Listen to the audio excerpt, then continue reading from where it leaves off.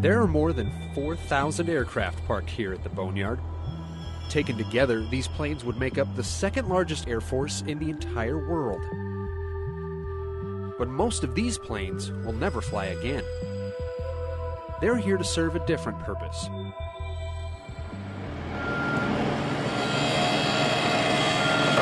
The boneyard is where the Air Force and every other U.S. government agency sends their decommissioned airplanes to be taken apart, reused in other aircraft, or turned over to the Defense Reutilization and Marketing Office to be sold as scrap. The reclamation process at AMARG is able to extract the very last tax dollars from these aircraft after they've reached the end of their useful operational lives. It's a mission that's been helping save taxpayers money since the end of World War II. Shortly after the Second World War, there were huge quantities of surplus aircraft scattered all over the world. A lot of them were scrapped where they were in theater, depending on the types. Other airframes were identified as having value for potential future use, or there just wasn't enough capacity in the overseas theaters to dispose of them as required. So a lot of them were ferried back here. In particular at Arizona, a lot of B-17s, B-24s, and B-25s were all located here. And the 50s was kind of a unique golden age of jet flight and propeller flight. There was an enormous diversity of aircraft being used by the Air Force, some more successfully than others. So a lot of them were rapidly outclassed and made obsolete. So, you know, entire production runs of aircraft were brought here for reclamation, like F-84s, B-36s, whereas others were brought here for storage and regeneration. A lot of B-29s were stored here after World War II, and they were pressed back into service for Korea. So up until the early 60s, AMARC was principally an Air Force facility. The Navy and the Marine Corps maintained their own facility up outside Phoenix at Litchfield Park. But that was closed up, I think, in 1962, and all those assets transferred down here. So since that time, this has been the complete storage facility for government aircraft. So you find NASA aircraft over there, you find Coast Guard aircraft, Border Patrol, Navy, Marine, Reserve units, training units. We have a lot of unique airframes here, a lot of one-of-a-kinds or few-of-a-kinds. Behind us here, there's a B-36 Peacemaker. It's special. It is the last production one ever built by Convair. Came off the assembly line in 1958, flew for 2 years, retired out in Fort Worth. It's one of only 4 existing airframes out of nearly 400 built. One of my personal favorites is the Boeing B-52A Stratofortress. It's the oldest Buff in existence, serial number 3. Third one off the production line. It was the principal test airframe and carrier mothership for the X-15 program. So nearly all of the early Gemini, Mercury, and Apollo astronauts all dropped off of our B-52A in the X-15 program. The recently deceased Neil Armstrong was a participant in that program and dropped off our airplane. So it's, to my eyes, it's kind of reeking in history. I really love it. As the Air Force has evolved, so has the boneyard. During the Cold War, America's determination to outpace the Soviet Union in the space race helped fuel an explosion of technological advancement. Almost as quickly as they were introduced, U.S. military aircraft were regularly phased out as newer aircraft flew faster, higher, and farther. The outmoded airplanes were sent here, and the boneyard's inventory began to swell. With the Vietnam War came a renewed call for even more advanced bombers and fighters.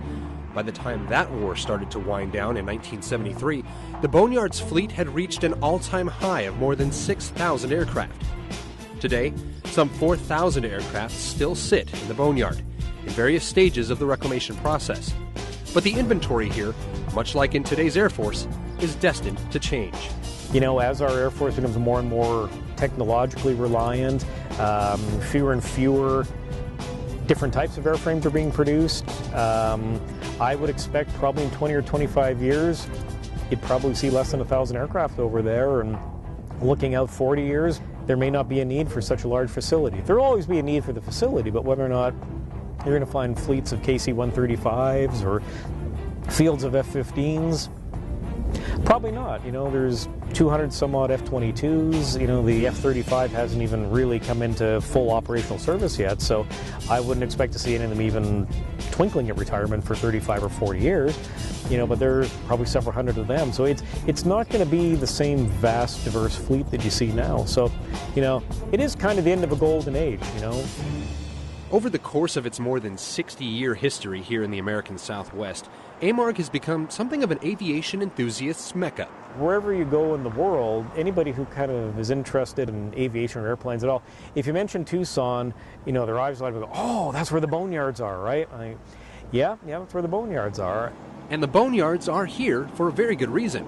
Turns out the desert climate here in Tucson provides an ideal environment for long-term storage of these aircraft, with very little risk of corrosion or other damage from the elements. The ground we're on here is fairly unique. It's a very high calcium soil, very stable. When it's dry as it is now, it's as hard as concrete and very, very, very robust. And with the dry weather conditions here, low relative humidity year-round, very low rainfall, averaging about 6 to 8 inches a year in the region, there's nothing like tornadoes or hurricanes or that type of thing here to potentially destroy assets. So Tucson was identified as an ideal location for an active reclamation facility.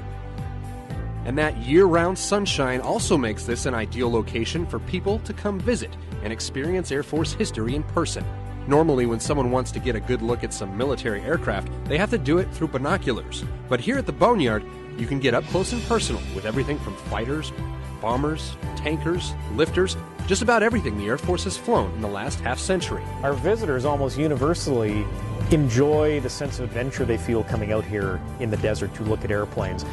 We don't rope off our airplanes outside. People are free to get up and stick their head in the wheel well, bump their heads on a propeller, trip over a tie-down cable, run from rattlesnakes. It's the authentic desert experience out here, and it's a big part of our charm and our appeal. One of our sort of taglines is, where you can touch history, and we embrace that.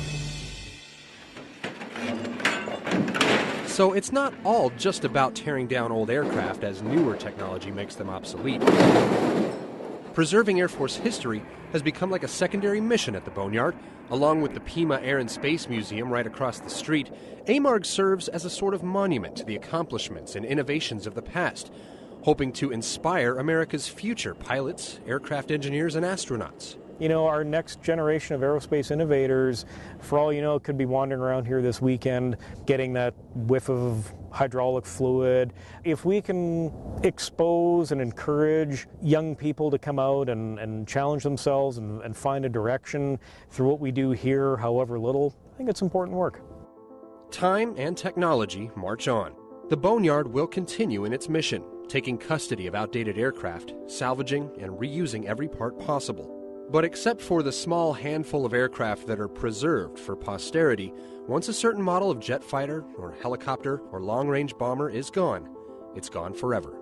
A common misconception that a lot of people have with AMARC is that there's still World War II aircraft over there. We more often than you think, we do get emails or phone calls from people doing family history or have heard legend through one of their uncles or cousins that, oh yeah, there's a boneyard out in Arizona that's got all these World War II aircraft out there. So they call wondering if their grandfather's B-24 is still parked across the street there, and we have to generally explain to them, no, I'm afraid not. I mean, it was turned into beer cans probably 60 years ago.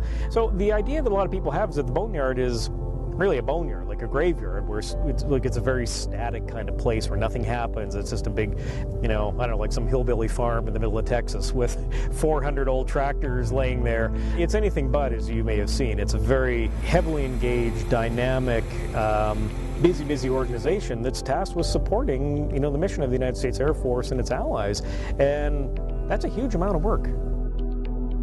For today's Air Force from Tucson, Arizona, I'm Tech Sergeant Nicholas Kurtz.